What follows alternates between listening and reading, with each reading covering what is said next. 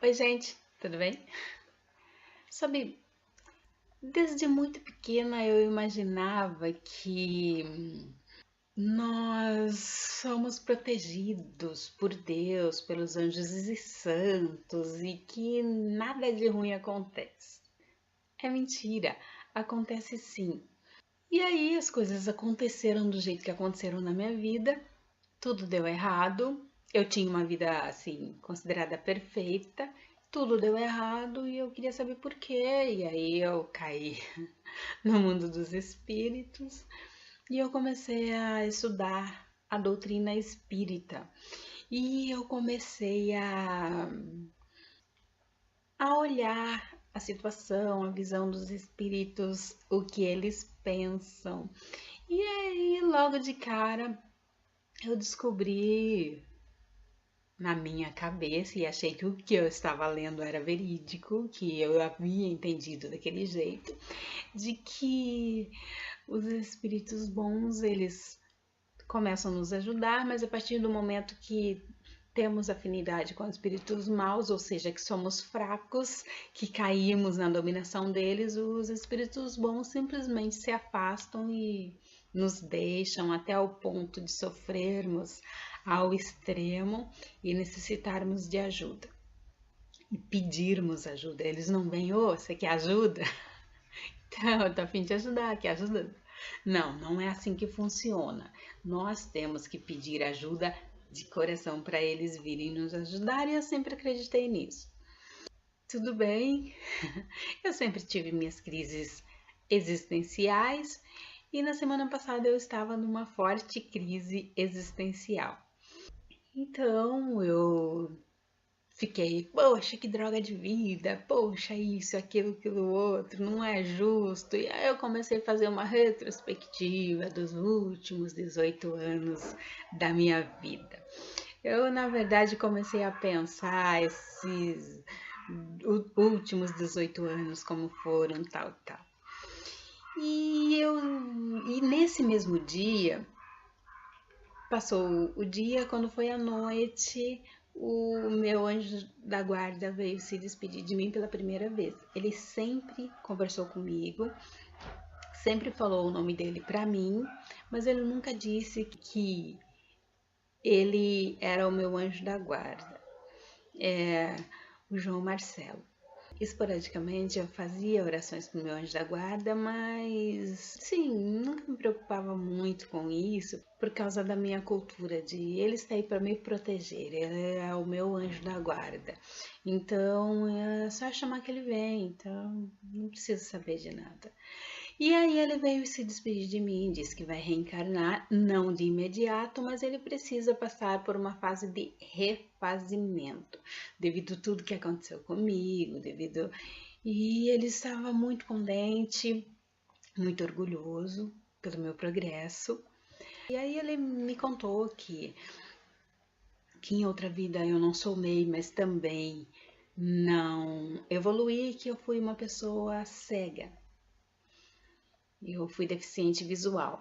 E eu percebi que faz sentido isso porque toda vez que eu me desprendia do meu corpo, eu simplesmente não enxergava nada, ficava todo escuro, é como se eu tivesse cega, eu não enxergava. E muito tempo depois, eu tentava buscar a luz, buscar a luz para os meus olhos, mas eu não conseguia enxergar, eu tinha que ficar assim, eu não enxergava nada, nada, nada. Até hoje é assim. Raramente consigo ver fagulhas de luzes. Então isso sempre me intrigou. Por que que quando eu estou fora do meu corpo, eu não enxergo nada? Eu não vejo. Eu sou deficiente visual. E aí ele me disse que eu era deficiente visual, ou seja, eu não contribuí nada para a sociedade, mas também não tirei nada da sociedade, eu só vim pagar karma de uma outra vida na qual eu teria me suicidado.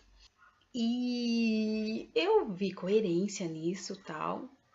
E ele se despediu de mim, eu fiquei e eu chamei a Isildinha, como sempre, né? Ela bota a rodinha nos pezinhos espirituais dela e desaparece. Então eu chamei, não tava, chamei todo mundo, ninguém tava e ele foi embora. Fiquei mal, que eu já tava mal, já tinha chorado o dia todo. Aliás, já era uma semana que eu estava a semana toda chorando. angustiada por algum motivo que eu não sabia o que era. E quando tudo isso aconteceu, eu fiquei mal, fiquei chorando. Eu dormi muito, muito, muito tarde.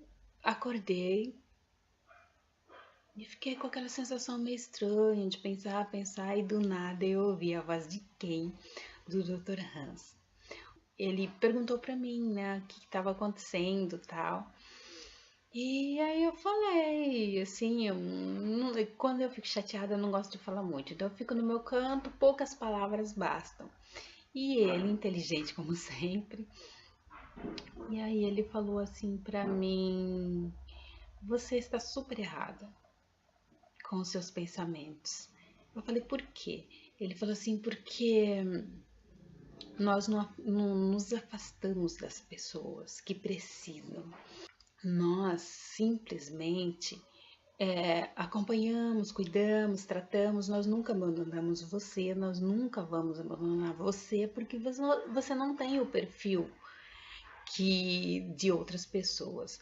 O que você leu no Livro dos Espíritos está errado, porque nós só nos afastamos daqueles que têm afinidade com o mal, daqueles que gostam de fazer mal para outras pessoas, que gostam de se vingar, daqueles que, se alguém fala alguma coisa, ele se vinga daquela outra pessoa, tirando o emprego dela, cercando para que ela fique na sarjeta, se ele puder, ele tira carro, tira casa, tira tudo, deixa a pessoa na maior pobreza e se diverte, fica feliz de ver a pessoa morando debaixo da ponte.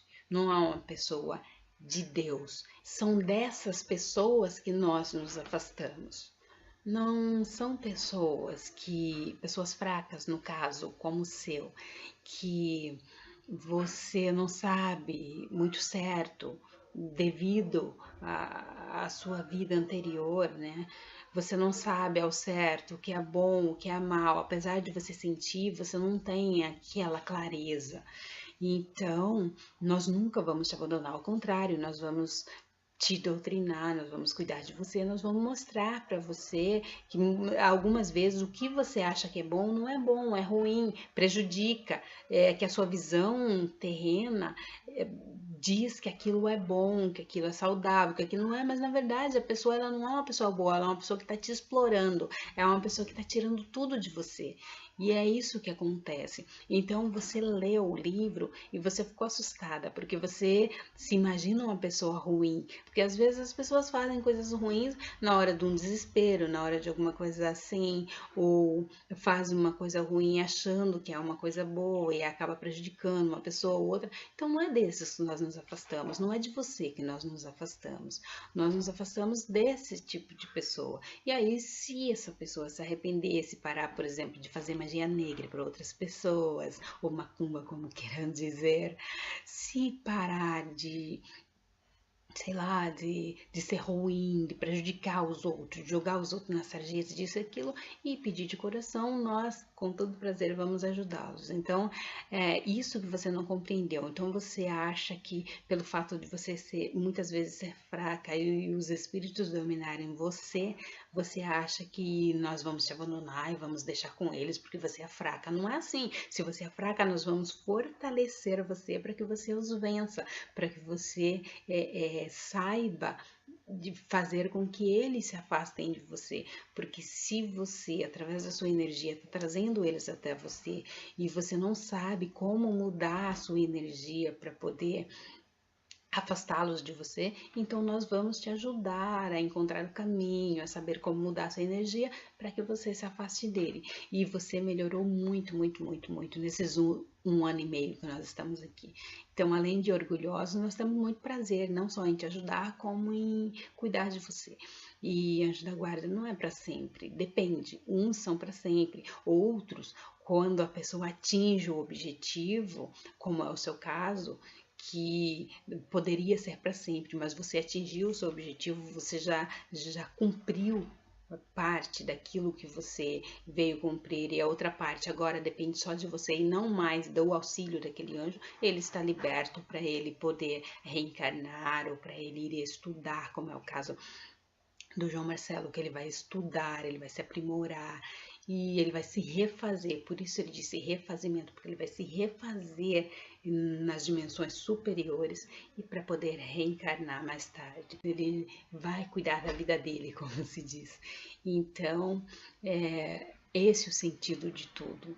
Não abandonamos pessoas assim, porque as pessoas, elas têm medo de perder aquilo que faz bem a ela. No caso, se você tem medo de perder Deus, porque você tem medo que sem ele te orientando, sem ele te dizendo o que você deve fazer, como você deve agir e progredir cada vez mais, você acha-se fraco, Deus não vai te abandonar. Então você tem medo de perder aquilo que faz bem para você, você tem medo de perder a proteção dos espíritos de luz, você tem medo de perder a proteção de Deus. E foi uma conversa muito boa, muito gostosa, muito produtiva. Eu quebrei muitos mitos que eu tinha, eu quebrei muitas ideologias erradas que eu tinha, porque é um choque muito grande você viver a sua vida inteira entre anjos e demônios e Deus, e do nada você se deparar com espíritos, porque a ideia que eu tinha era: você morreu, você vai para o seu lugar, outro vai para o lugar dele, porque como Lázaro, né, como foi a questão do rico e do Lázaro, que os mortos não poderão vir até cá e os vivos não poderão ir até lá, que não sei o que, mas que é tudo mentira. E eu reli novamente depois, com calma. Não foi dito nada disso.